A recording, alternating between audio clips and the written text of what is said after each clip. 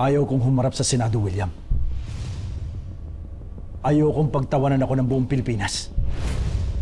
Hindi naman kita pababayaan eh. At huwag mo lang kami ilalaglag. Pipiliin ko lahat ang sasagutin mo sa hearing. Babaligtarin natin ang anak mo.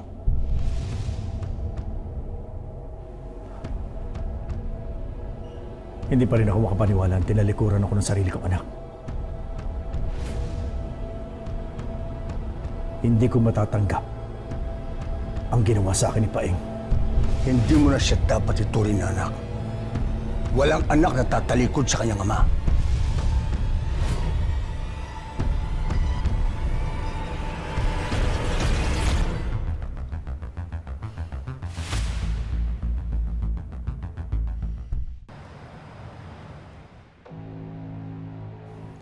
Hindi nagawang pigilan ni Policarpio magsalita ang anak niya. Ngayon, pati presidente ay nakikialam na.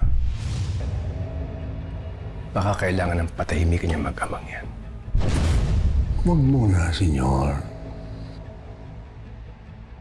Pag pinatay natin sila, mas titindi ang suspecha na totoo nga ang malaki ang sindikato dito sa Pilipinas. At lalaki ito. Malilintikan tayo sa mga tao. At may ipit ako sa Senado pag nagkataon.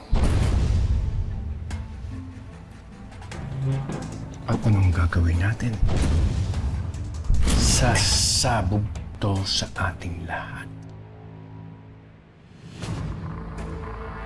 Matagal din ako naglingkod sa kapulisan bago ako naging senador. Talagay ko, magagawa natin ang paraan to.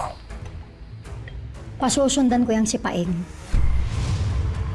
Sisiguraduhin ko na dapat alam natin lahat ng kinikilos niya. Basta't siguruhin niyo lang na hindi babaliktad si General Policarpio. Dahil hindi ako papayag na masira niya at ng anak niya ang lahat ng pinaghirapan ng grupong ito.